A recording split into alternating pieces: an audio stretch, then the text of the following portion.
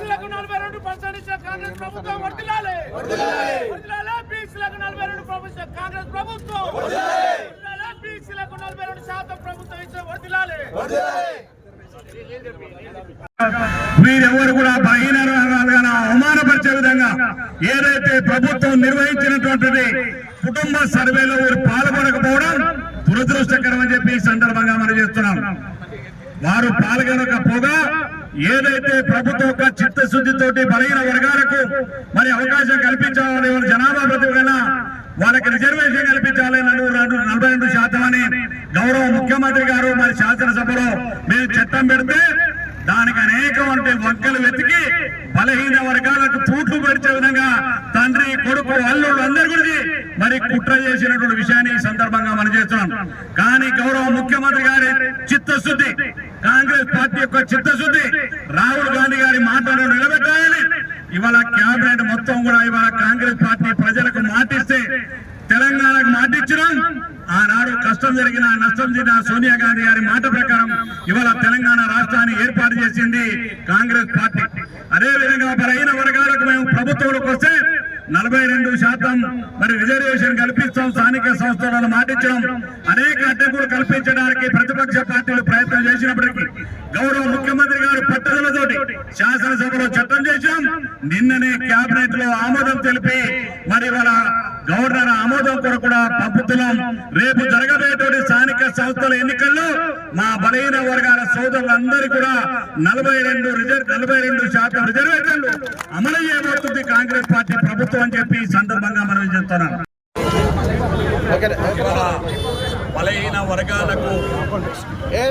బలహీన వర్గాలకు స్థానిక సంస్థల్లో 42% రిజర్వేషన్ కల్పిస్తాను కేబినెట్ తీసుకున్న నిర్ణయానికి హర్షం వ్యక్తం చేస్తూ గౌరవ ముఖ్యమంత్రి గారు పిసిసి అధ్యక్షులు రాహుల్ గాంధీ గారి యొక్క చిత్రపటానికి పాలాభిషేకం చేయడం జరిగింది.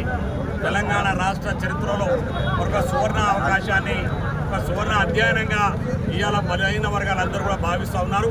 రేవంత్ రెడ్డి గారి నాయకత్వంలో ఉన్నటువంటి కాంగ్రెస్ పార్టీ ప్రభుత్వం ఇచ్చిన మాట ప్రకారం, రాహుల్ గాంధీ గారు ఇచ్చిన మాట ప్రకారం ఇవాళ బలహీన వర్గాలకు 42% రిజర్వేషన్ కల్పించింది ఏకైక ప్రభుత్వం రేవంత్ రెడ్డి గారి నాయకత్వంలో కాంగ్రెస్ పార్టీ ప్రభుత్వం.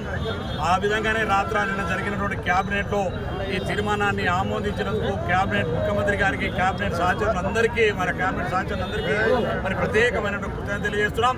అదేవిధంగా ఇది ముందుకు సాగవదని శాసనసభలో మరి వారి కుటుంబాలు కూడా సర్వేలో పాల్గొనకపోగా బలహీన వర్గాలకి 42% రావద్దని చెప్పి అడ్డుపడినటువంటి కేసీఆర్ కొడుకు కేటీఆర్ అల్లుడు హరీష్ రావు వారి కుటుంబం టీఆర్ఎస్ పార్టీని తెలంగాణ రాష్ట్రంలో బలహీన వర్గాలు తప్పకుండా బొంద పెడతారని చెప్పి ఈ సందర్భంగా మనం చేస్తున్నాం.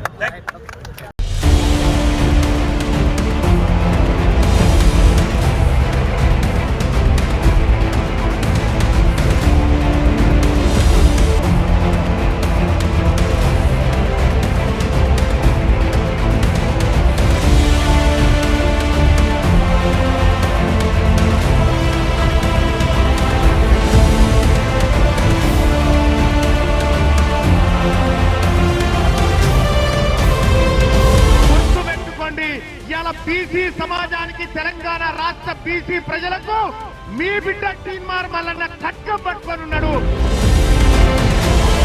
నిన్నటి దాకా ఒక లెక్క, ఇయాల్టి నుంచి ఇంకొక లెక్క.